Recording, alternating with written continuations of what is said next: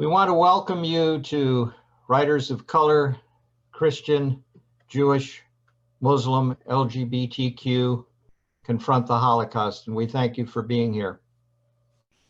We believe New Voices, Contemporary Writers Confronting the Holocaust is groundbreaking. It uniquely juxtaposes preserved visual artifacts, such as vintage photos, propaganda posters, and the like, selected from noted collections, with newly written work from poets, essayists, short story, and flash fiction writers.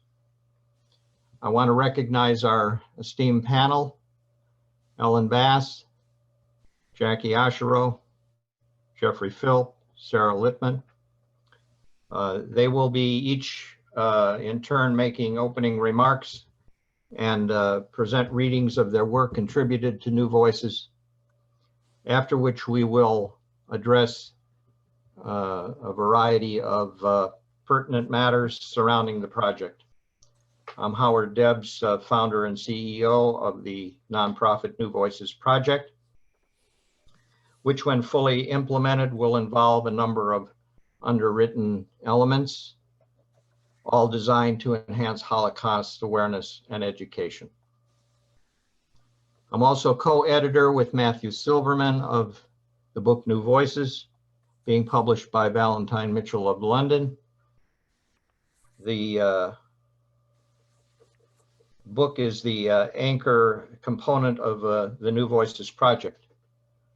Among other purposes, the book is intended to be used like a text in conjunction with the inquiry presentations, which are at the heart of the New Voices project. And to find out more about that and the project overall, you can go to the organizational website, newvoicesproject.org, and you can even sign up for our NVP update newsletter at the site.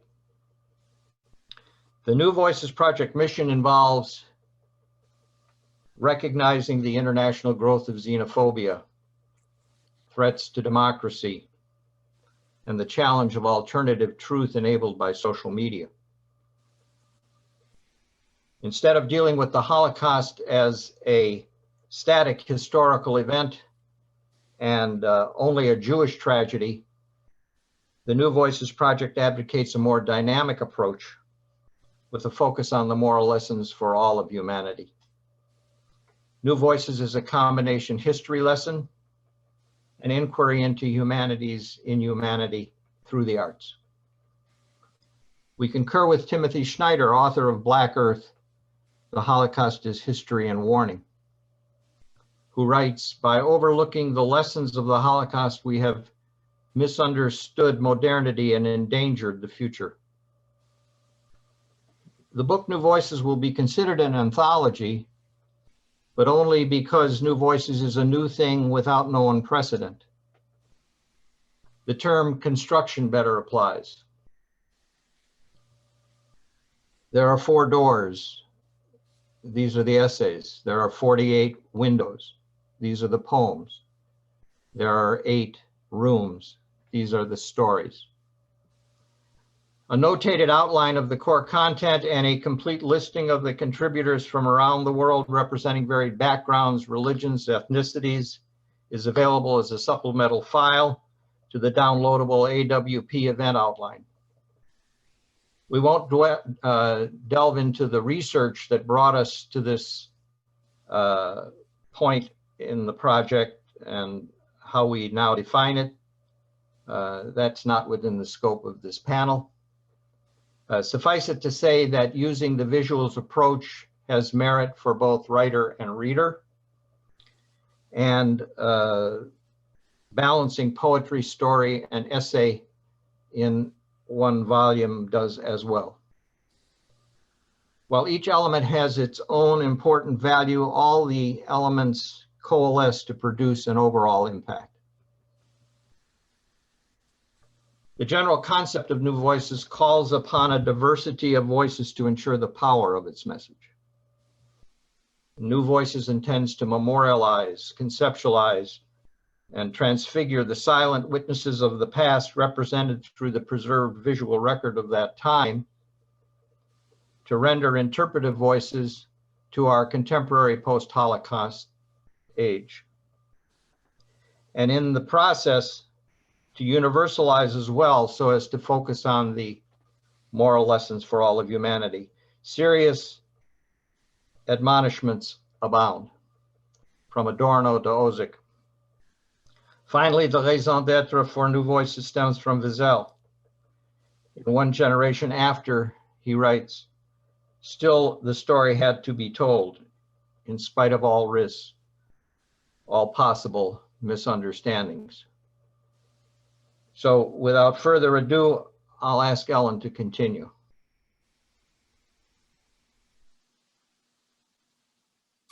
I'm glad to be here with all of you. Thanks for joining us. I'll start by just saying a little bit about myself. I'm currently serving as a chancellor of the Academy of American Poets, and I teach in the MFA in Writing program at Pacific University. My father was born in Russia. He came to the United States as a small child with his mother, fleeing the pogroms. My mother was born in Philadelphia. Her parents were from Lithuania, and they came to this country also to escape persecution. My step-grandfather lost his first wife and family, children, in the Holocaust, and then married my grandmother. And he was the only grandfather I ever knew. I was born in Philadelphia. It turns out that 3 of us on this panel are from Philly. I grew up just outside of Atlantic City, New Jersey. My family didn't go to synagogue except on the high holidays, but our Jewish heritage and was always a very essential part of who we are. It's an honor to be part of this endeavor. I'm going to show the photograph that I wrote a poem in response to. The photo is identified as photograph of Jews probably arriving to the Woods Ghetto circa 1941 to 1942. And I named my poem similarly, photograph, Jews probably arriving to the Woods Ghetto circa 1941 to 1942. Why is a horse here alongside the train? 2 horses, yoked with leather harnesses, light silvering their flanks in the midst of the Jews descending. Where's the driver taking the cart, loaded with wooden planks? What is in the satchel that weighs down the arm of a woman in a dark coat, her hair parted on the side? A woman I could mistake for my mother in the family album. Only my mother was in Philadelphia, selling milk and eggs and penny candy because her mother escaped the pogroms. A small girl in steerage crying for her mother. What are the tight knots of people saying to each other? A star burns the right shoulder blade of each man. Light strikes each shorn neck and caps each skull. No one is yet stripped of all but a pail or a tin to drink from and piss in. Dread like sun sears the air and breaks over the plains of their faces. Light clatters down upon them like stones, but we can't hear it. Nor can we hear blood thud under their ribs. They will be led into the ghetto and then will be led out to the camps. But for now, the eternal now, the light is silent. Silent the shadows in the folds of their coats. The bones of the horses are almost visible. Their nostrils are deep, soft shadows. And the woman, who could be, but is not my mother, still carries her canvas bag and, looking closer, what might be a small purse.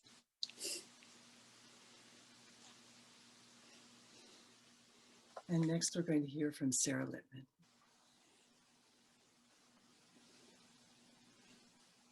Thank you, Ellen. That was beautiful and extremely powerful and haunting. Again, it's an honor to be here today, surrounded in such company and with this important project. I'll share a few opening remarks about myself and then cue to the piece of flash fiction that I wrote, which I'll talk about a little bit later, even more the process in my remarks. I am a second generation Yeki. My grandparents came through Ellis Island from Nazi Germany, settling in Washington Heights. My writing has been shaped by this sensibility of what it means to be a second generation American. I teach creative writing through various outlets and in person and online. And I live with my husband and children in Brooklyn. And I'm going to be reading from New Voices Section 2 on forced labor, ghettos, and extermination. The photo that will appear now is of Philippe Pétain. Philippe Pétain is shaking hands with Adolf Hitler in October 1940, which is signifying French collaboration with the Nazi regime. And it's heralding the mass arrest of Jews from July 16th to July 17th in 1942. So this was the visual inspiration for the piece of flash fiction I'm about to read, which is called Good Girls. When the photo appeared in the newspaper, our mother became bone still. We did not know why. We believed the man on the right was different from the man on the left. 2 mustaches, only the man on the left was one of us. What was the worry?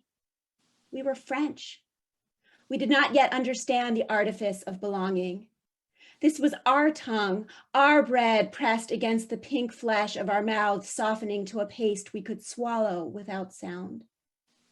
Our mother's coffee cup trembled in its saucer, but we did not yet know all the ways men would fail us. Once, I'd called my sister Simone a two-faced rat, but mostly we got along, stayed out of trouble. At night, we pinned our hair into little rosettes. Our father may have died in his smoking chair, but we were not yet versed in the rules of betrayal. Surely the men meant to protect us would never throw us to wolves. This is not how government worked. That summer, upon word of the velodrome, we felt pride before horror. The 15th arrondissement, the famous cycling track, home of the 1924 Olympics. Our mother sent us ahead, told us she'd follow. We believed this. She slipped a necklace into each of our shoes as collateral. Simone and I had each other. Lattice and steel arched over us like an industrial egg. Sure, there were rumblings, a feverish echo, but the place wasn't even full at first. It was flooded with light. You could picture a fencing match, the clang of swords, bicycles buzzing around with pointed caps in furious circles. We felt nation over faith until the smell took hold. Soon there were so many people. Simone said, "Told you so." Told me what? Who were we to question authority?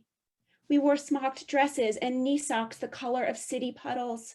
We told ourselves it would be a temporary discomfort.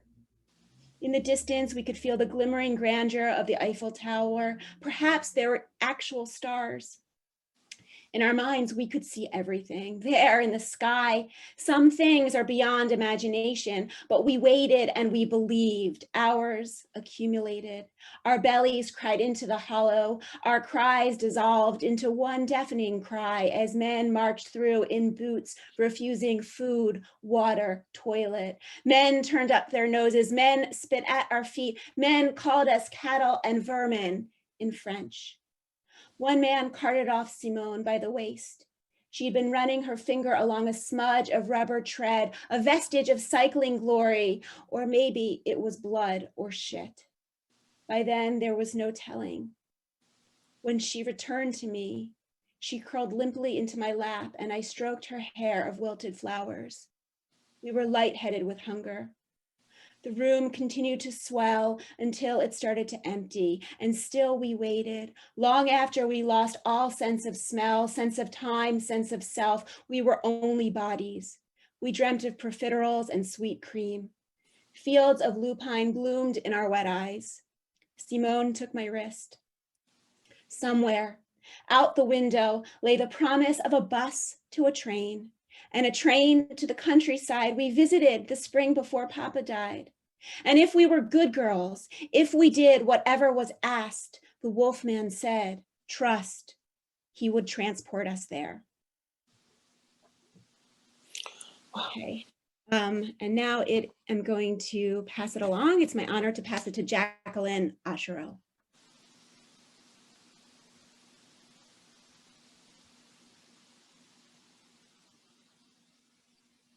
Jackie, you're muted.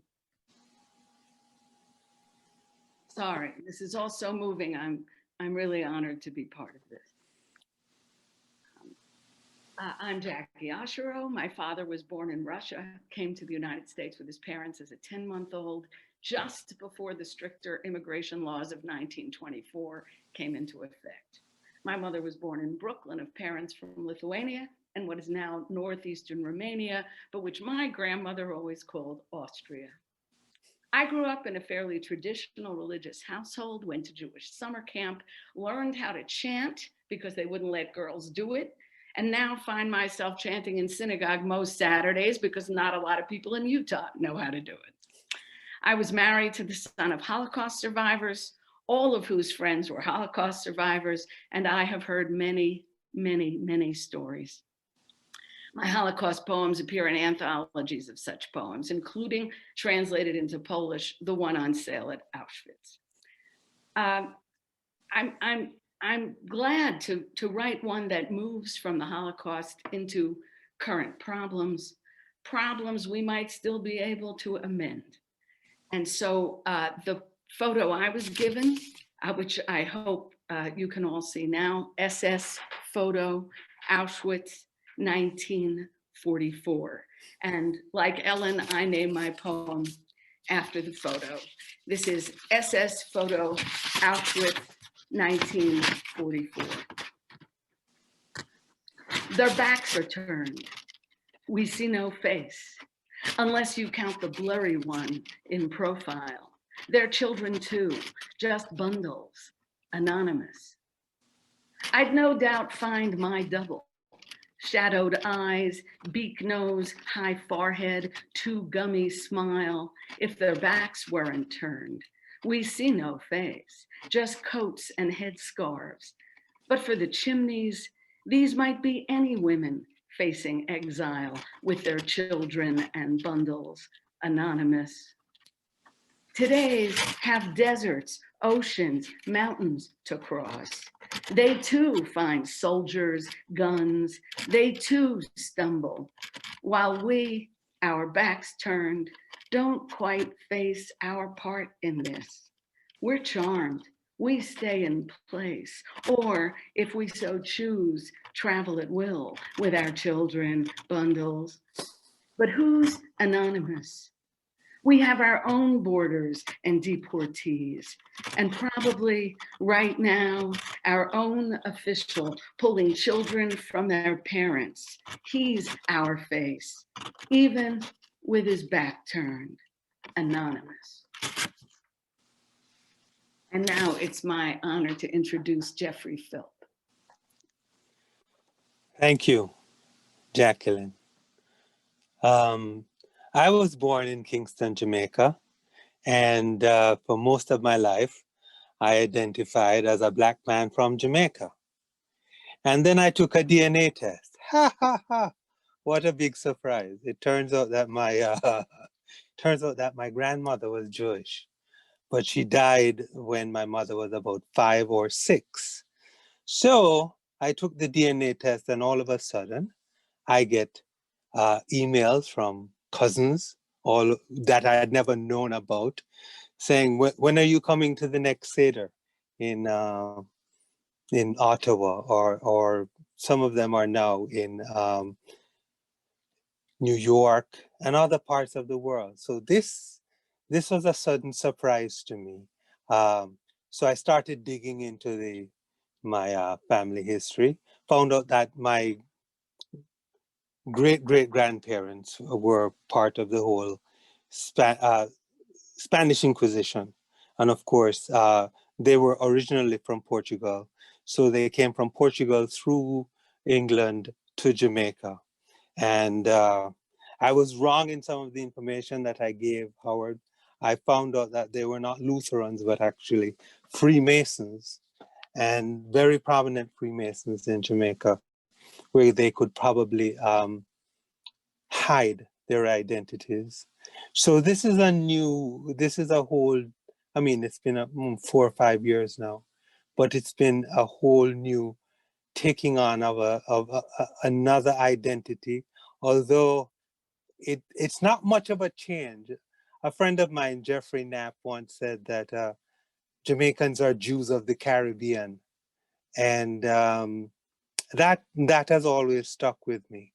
So it's no surprise to me that many of the themes that have occurred in Jamaican literature, in fact, in the oral and literary traditions, there is this whole stream. Even Derek Walcott says, I think my grandparents must have been Jewish. So and if you listen to Bob Marley, I mean, there's that whole line of Jewish thought, but done through the lens of both the African Holocaust and the continuing Jewish tradition of seeking justice, as the prophet Amos talks about. So the poem that I'm going to be reading is called Applying African, and it's from a photograph that Howard sent me, and it's about the picture of Jesse Owens in the Olympics. It's called Flying African. And, well, I'll let the poem speak for itself. Flying African. Jesse, I can hardly imagine the weight on your shoulders as you filed through the stadium, flags flapping in the wind, nervous soldiers marching behind to protect you from the crowds of young girls screaming, "Wo ist Jesse?" While up in the stands, a Führer received adulation from his adoring audience, then sat and joked with his captains about the superior genes of their athletes, crouched in the shadow of a fence where starved faces would peer through barbed wire. But on that day, you exposed a lie that had stalked you through segregated hotels and restrooms with signs that read whites only, and ran as if you were striding the air, away from their hate, like your father did when he left the South, away from the flaming crosses and hooded Klansmen, following his dream of freedom, like in the story of our ancestors, which was passed from mouth to hand in barbershops, soup kitchens, stoops in Harlem, about the flying Africans, tired of scars, whips, chains, the massa's thunder, who stomped their feet, raised their hands above their heads and sang, "Today we're going home to Mount Zion." Thank you.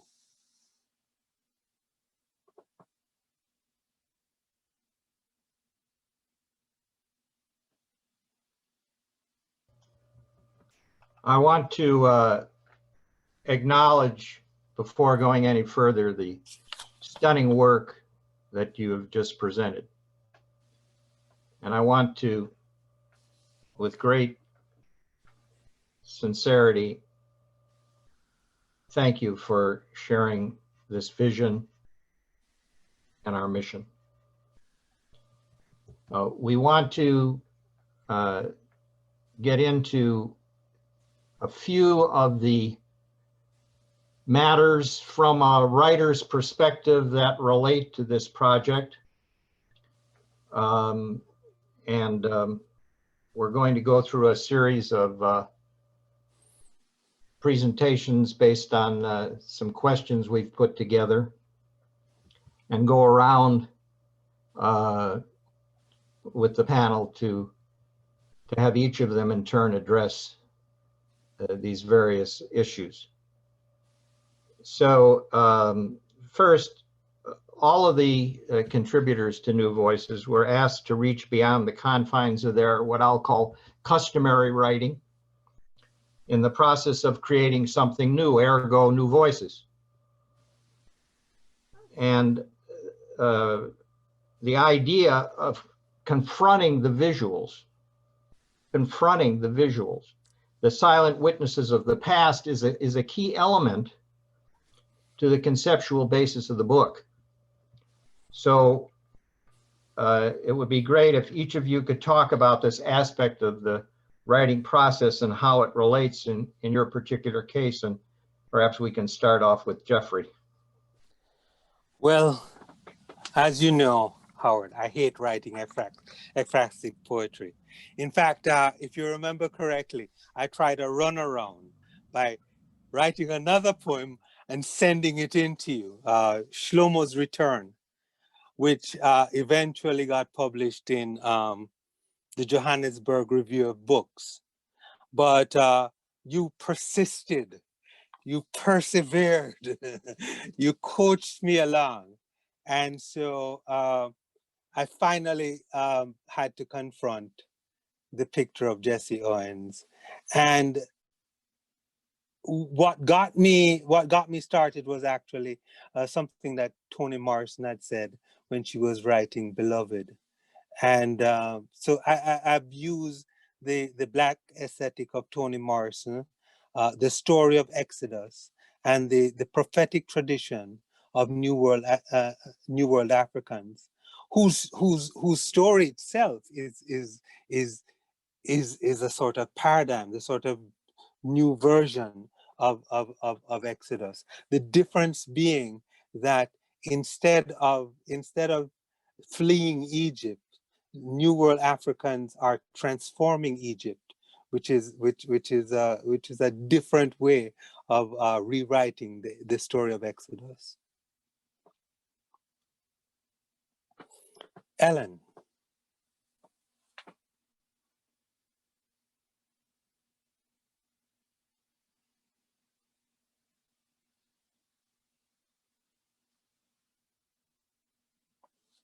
Ellen, you're muted. Thank you, thank you. I'm so moved by hearing all of your work. So much so that I forgot to unmute myself. I was very appreciative of being asked to participate in this project, but as I hear more and more from it, I feel especially even more honored. I'm always very apprehensive when I commit to writing any poem because I'm not really in control of whether or not I can write the poem. I'm kind of at the mercy of the poem, and it might turn out to be not very good at all. But when I saw the photograph that I was assigned, I felt a lot of relief because I resonated with it immediately. And I decided to approach the poem through questions. And as I did keep asking these questions that also included some description of what I was seeing, I began to feel closer and closer to these people the more I paid attention to them. And they do look like my relatives. They were living at about the same time as my parents. I'm the age of many children of Holocaust survivors. My best and dearest friend for over 50 years was born in a displaced persons camp in Austria right after the war. Her parents were Holocaust survivors, and she didn't find out that she was Jewish until she was a teenager. Like, this is the story of many, many people. Her parents hid her mother's Jewish identity to protect themselves and their children in the event of possible future persecution. So none of what was in this picture felt very far away, and that gave me a way to enter it. Sarah, could we hear from you? Sure. Yeah, so I rarely work from visual prompts, although the couple of times I have, it's generated some startling results. So I was really excited by the prospect of this challenge. And I'm embarrassed to admit, but because of my family background, my history, like I assumed this sort of familiarity with quote unquote Holocaust iconography from books, from film, from heritage and memorial museums. My father has this undying obsession. So like I thought I knew what to expect. And then when Howard sent this image, I was completely thrown outside of my comfort zone. I'm no history buff. I really knew nothing about Philippe Pétain or the Vichy government. The roundup at the Velodrome was something I'd really only encountered through fiction. So I sat with this, and I really sat with it and had all the doubt of what gives me the right? Who am I to attempt to build fiction from a moment about which I knew so little? The responsibility really felt huge. So I started with research just for context. And then as the deadline approached, I did what I usually do, which is that I searched for the small story, the human story. How did this political act of power and betrayal affect actual people? And for people, I thought of sisters, neither old nor too young. I am one of two sisters.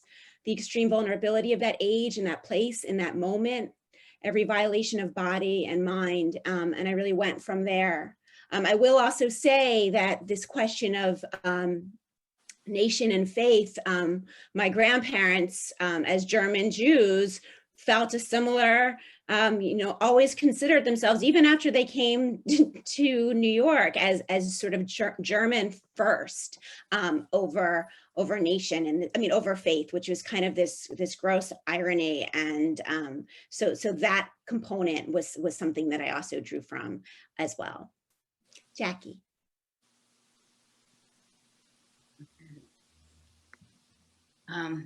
Well, we were asked if we to get beyond the confines of what we've already done. And I have to say, though I'm sure I rarely achieve it, I'm always trying to get beyond the confines of whatever it is I've already done. I rarely write poems to specific assignments, though when I do, I find they concentrate my attention. And I don't think I've ever written a poem about a photograph. While I've written a good deal about the Holocaust, these poems have always remained with the Holocaust.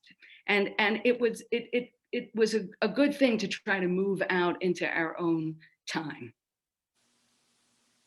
Jeffrey. Oh, I definitely moved. I had to move way out of my comfort zone. I had to, number one, go into the history of Jesse Owens, finding out about that.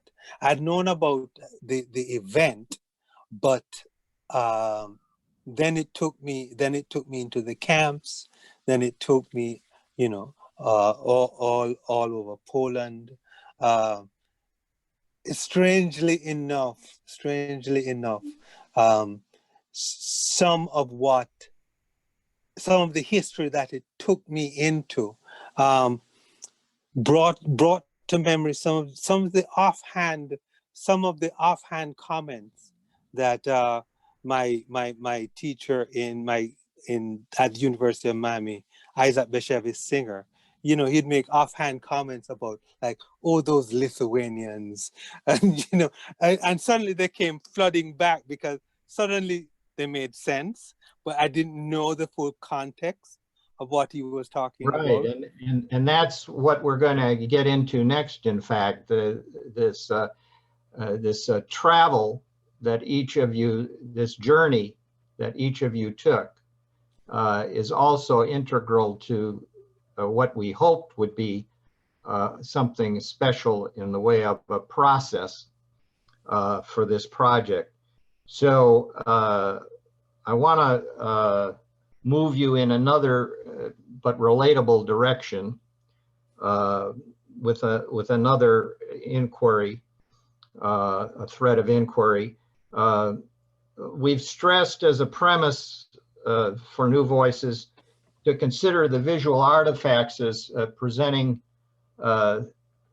themselves as the silent witnesses of that time, each to be given an interpretive voice through you as the writers for our contemporary post-Holocaust world.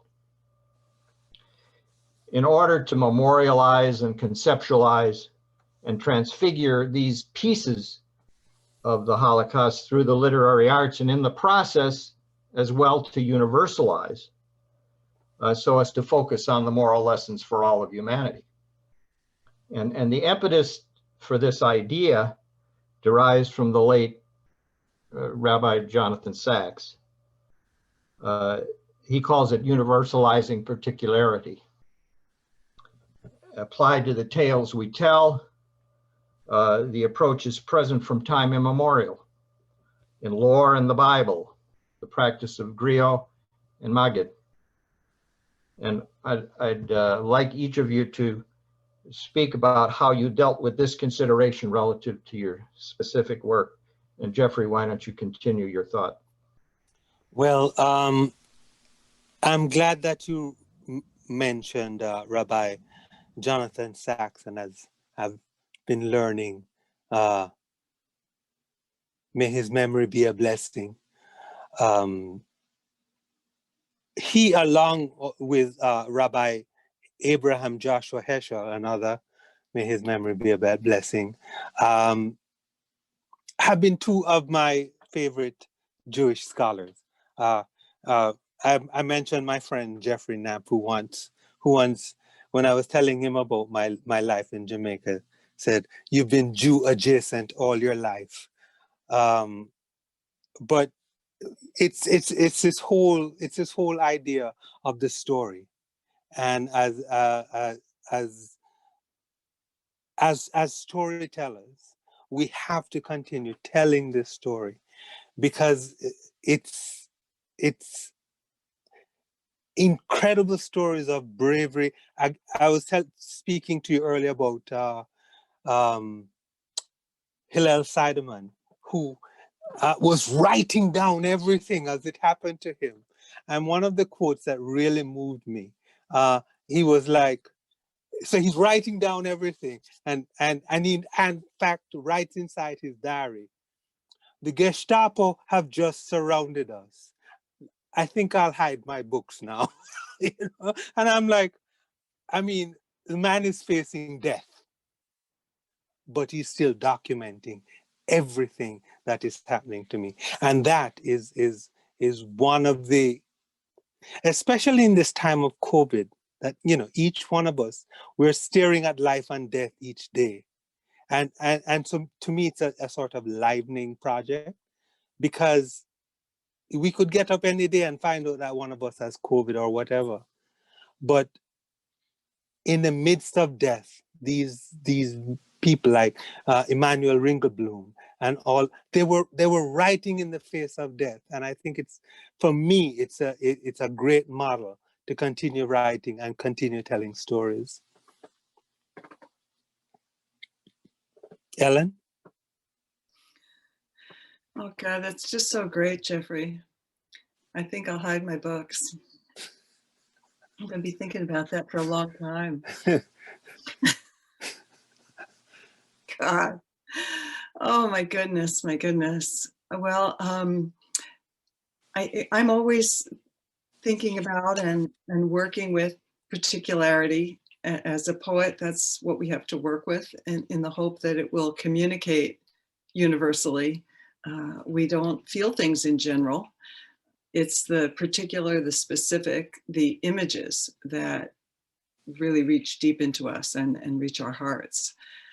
When this project began, I couldn't imagine that the events in our country would teeter as close to these images of the Holocaust as we have been.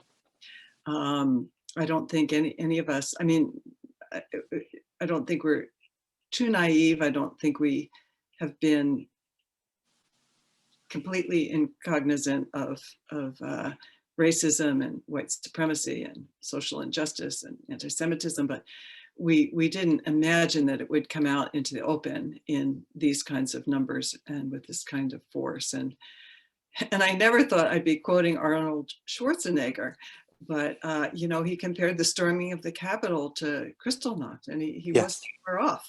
And Yes. that really was, you know, clearly it stunned all of us, and it's going to be a long time before we are not reeling from that. I keep thinking of the lyrics from Hamilton, "Who lives, who dies, who tells your story," and how the telling of the story is of such immense importance, and how the telling of the story of the times that we're living in now is, who tells that is going to be incredibly, incredibly important. I've been reading the book Sapiens, that maybe some of you have read, A Brief History of Humankind by Yuval Noah Harari. And he writes that once you get over 150 people, you can't keep them working cooperatively unless you have a unifying belief. And of course, we don't have that in this country, let alone in the world. And we see how quickly the divide can deepen on all of these fronts, all the anti-Semitism, racism, economic inequality, and all of that. And then the most crucial one, the climate crisis and the survival of our species. And so that is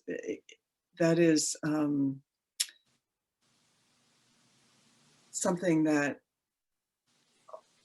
is going to be very interesting and very frightening, dangerous, and hopeful to see, can we get a unifying belief? Can we all bring all of our particularities and specificities into something that we can agree on, at least on some of these most basic levels? And I don't know how much of that I'm going to actually live to see, but we're going to have that happening as the new generations come along. Sarah. Wow, Ellen, thank you for sharing those thoughts. Those vital thoughts. And I guess I have a bit of an echo and not a whole lot more to add to this conversation, other than, of course, you know, there's that William Blake line about the world in a grain of sand, which is, you know, our job as you all are poets and as storytellers. That's what we do. And of course, the only way to move through the world with compassion and with the hopes of a better understanding is this way, you know, better understanding one another. The more specific we can be in our writing, as everyone has said, the greater the resonance, or at least that's the hope. Howard knows that I had considerable reticence about joining this panel because I am neither a firsthand witness nor an expert on genocide. My father felt so starved by his parents' silence that it drove an almost singular obsession with history and a sort of lifelong genealogical quest. And so I did come into the shadow of all that, but you know, and despite my limits of experience and knowledge, I'm also just searching. I wanted to reference Zadie Smith, who wrote a brilliant essay in the New York Review of Books back now, I think in the fall of 2019, about how there can be a danger when write what you know, which is, you know, problematic perhaps enough to begin with, means only, you know, stay in your lane.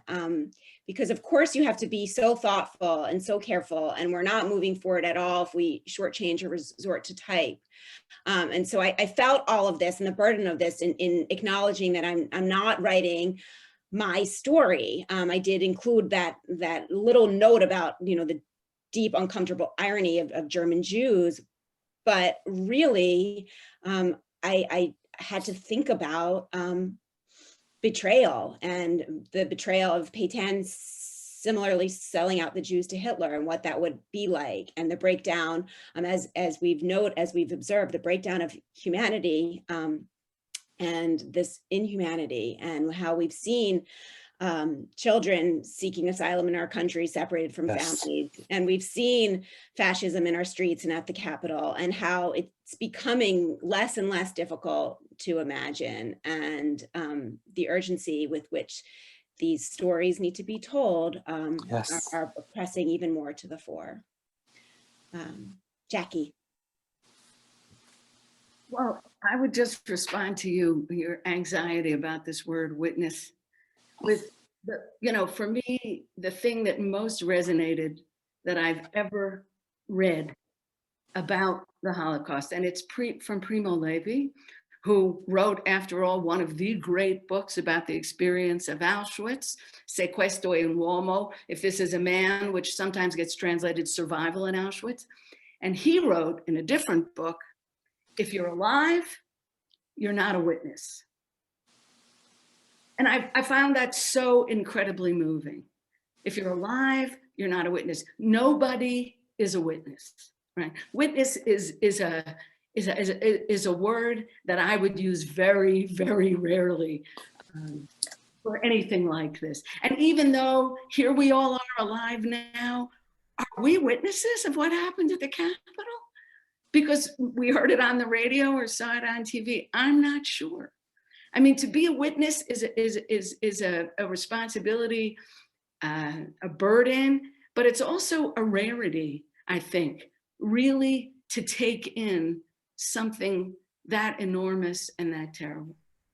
So I say to you, Sarah, don't worry that you're not a witness. Nobody's a witness. I mean, that's what I have to say about that. So. Well said, well said. I'm going to make a moderator executive decision based on the time we have allotted to us and remaining. We had another area of inquiry that we were going to look into, and then a final area of inquiry. I'm going to just let those in attendance know that we were also going to delve into the issue of demonstrating diversity and how that related to all of this in your own minds, and I think we've already covered that one way or another in what's come before in this panel. I'll just, for documenting purposes, read the question, and then I'm going to go on so that we have a good amount of time to address the final pivotal issue that we wanted to cover. So part of the New Voices Project mission is to demonstrate diversity as a given and positive, to espouse the principle that recognizing our diversity ultimately leads us to appreciate what it truly means to be human. And this is but one of the lessons of the Holocaust needed in our time. We asked each contributor to write from where you're from and to go where you are headed. For example, we were asked to suggest resources, and invariably it turned out that because of who you are as writers, you searched as need arose. So this searching may in fact have been integral to your writing process. And we were going to talk more about that, but I think we've already covered it one way or another. So I want to move us along to the final issue we were going to address in this panel to conclude. One of our four essayists, Sam Fleischhacker, who is the LAS Distinguished Professor of Philosophy at the University of Illinois in Chicago, in the New Voices Part 4 essay titled Virtues in the Wake of Auschwitz, writes, "Let me note that I think it is a serious mistake to refuse to countenance comparisons to the Holocaust, or to use the slogan, 'Never Again,' as a shield against recognizing that horrors very like the Holocaust have happened again and again since the end of the Second World War." He continues, Refusing comparisons with the Holocaust keeps us from properly diagnosing the factors that can lead masses of people, peaceable and kind to their neighbors in general, to participate in or stand idly by crimes against humanity of this very sort. Elie Wiesel, in a speech at the United States Holocaust Memorial Museum, once said, "How to remember the victims? They left us without a trace, and we are their trace. We are their trace." So we have indeed, as we've tried to point out, a tremendous responsibility, yes, as new voices. And we'd like in this time remaining for each of you to address how this issue impacted. You're right, Jeffrey? Well, it started me on a reading of Primo Levi, but then something very interesting happened. I read Gregory Stanton, The 8 Stages of Genocide, and suddenly I discovered New World Africans are at stage 6. The only thing that hasn't happened yet is New World Africans being boarded into camps again and being killed. So, you know, as a Black man living in the New World, I see how perilously close we are to that final stage of extermination. We have the militia turned against us. We have already been ostracized as subhuman. We've been shut out, of so many institutions. So it made me painfully aware of how close Africa, in a poem that I just finished with, and bearing in mind James Baldwin's The Fire Next Time, I put in a line that's basic, I'm paraphrasing it, but we live in a sort of catch as catch can genocide. And as you've seen in the year 2020, Breonna Taylor, George Floyd, if they catch you, assume you're going to be dead. Ellen? Yes, all too true, all too true. The never again doesn't really make sense because it's ongoing in these ways, and I think that we're all feeling this incredible increase of a kind of destabilization, and Yes. that's just kind of happening in a sort of I don't know if it's the right word, but sort of exponential kind of way. And we're recording this just 2 days after Joe Biden and Kamala Harris were inaugurated. So there's a certain measure of relief, but anti-Semitism and racism and misogyny, I mean, they're all still raging. Yes. And if I were capable, I would write many poems that speak to that, but I'm always at the mercy of the poem that's willing to let me write it. But I do believe that every poem and every story is writing against atrocity. After 9/11, I remember that Gerald Stern was asked if he could write a poem for the occasion, and he said, "I already did. It's all I have been doing." And so I think all of us are writing as a search for transformation, first for ourselves, and then if the poem is successful, if the writing is successful, for the reader. And this is a kind of meaningful communication in an era when there is so much talk and so little real communication. And we've had such travesty of meaning, and also creating beauty, opening ourselves to all the beauty that still exists, and reminding each other of the beauty of the world that we are still living in, the living world, which when we're not destroying it, we are a part of that. I keep thinking about Rilke and his words, "Oh, tell me, poet, what do you do? I praise. But those dark, deadly, devastating ways, how do you bear them, suffer them? I praise." And I think that's the practice of being open to our lives, by which we can be more deeply, more acutely awake to the human experience.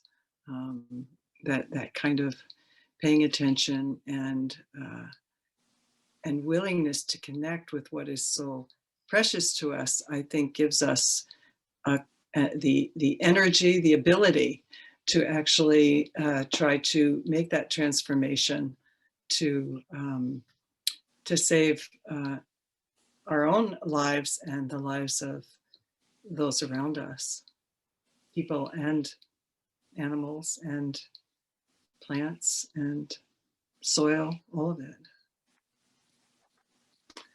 Jackie, Sarah. I could just listen to you all day, Ellen. I was just so engrossed by your words and by the Rilke that you shared. Yeah, I mean, I'm not adding anything new here. Again, I mean, we've we've seen hoodies in the Capitol that say Camp Auschwitz. We've seen Proud Boys and T-shirts that say 6MWE, 6 million wasn't enough, that have been sold on Amazon. We say never again, but right, that this is, if history has taught us anything, it's that it repeats. Humanity is under siege in all these ways that both Jeffrey and Ellen have already enumerated. I just think of the Wiesel quote that I've been holding on to for the past 4 years about how silence encourages the tormentor, never the tormented. And as much as I have struggled with this question of permission versus appropriation, ultimately it's better to try and fall short, but keep trying, than to ignore this difficult terrain, this devastating terrain entirely. And so as a new voice, all I can think is that it's our responsibility not only to bring fresh light rather, and to keep the past alive, but to use that past to illuminate and underscore the urgency of our present. Jackie. Well, I've been thinking about what Jeffrey said about changing Egypt rather than leaving. And of course, Egypt, genocide was committed there, right? Throw all the boys in the river. And one of the things that's really interesting, when Abraham is foretold what's going to happen in Egypt, he's foretold early on. God tells him he's in a dark sleep, and he says, your people are going to be strangers, they're going to be servants, and they're going to be oppressed. And it seems to me that trio, right, alienation, servitude, and oppression, really, and then of course, in reality, genocide followed. But it's really that alienation that is the start. If you see people as utterly unlike yourself, then it becomes possible to do these horrible things to them. And so it seems to me that Jeffrey's point about changing Egypt really is what has to happen. If we just keep leaving, we'll go to some new place and make the same mistakes. We've got to change Egypt. We've got to stop alienating people. We've got to stop having strangers in a strange land. So that's my response to that. In terms of, taking these images of the Holocaust and thinking about that and moving into another time. You know, I was thinking, I could not find it, but I'm very bad at finding things online. But I remember really distinctly in a review that C.K. Williams did of a book of poems by Miklos Radnotia, a Hungarian Holocaust victim. And he said, you know, the reason we keep reading things about the Holocaust is that we're still trying to take in that it happened, that we just can't take it in. And that really resonated with me, I am myself quite obsessed. And I thought that's exactly what it's all about. We never will take it in. And it's impossible to do that, just as it's impossible to take in the magnitude of what Stalin did, or what the Khmer Rouge did, or what happened in Rwanda. But it seems to me, even if we can't, it's important to try. And so, and I was actually at a memorial for the 15th anniversary of the Rwanda genocide.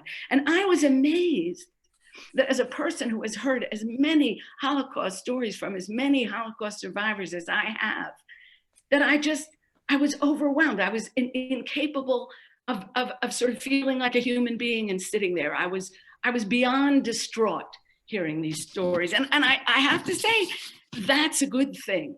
We need to have these memorials and try to absorb this information. But it does seem to me that the most valuable memorial to all these victims is some attempt to prevent this sort of atrocity in the future. Yes. For sure, for sure. And, you know, Howard. we're just getting started really in a way, but regrettably, we have to conclude. There's so much more to be done and so much more to say. Yes, you had something you wanted to remark? I just wanted to say with Sarah, yeah, coming at it from as an outsider, I tend to look at it because there are these whole questions of appropriation and everything else, especially as I identify as a Black man from Jamaica, but also there's this other element that you know. So there's also the Jewish element. But how I have approached it is that these are sacred memories, and I'm handling delicate, sacred memories that need to be honored. And so I try to be as respectful as possible, but at the same time recognizing that not everybody who went through the Holocaust was Emanuel Ringelblum or you know, any of these other heroes. Some of them turned out to be couples. Some of them turned out to be really horrible people who turned in children, smuggling food into the Warsaw Ghetto. So, but on the whole, it's showing that whole human dimension. That even yes, we have these outstanding figures, but at the same time, we have people who are horrible and despicable, and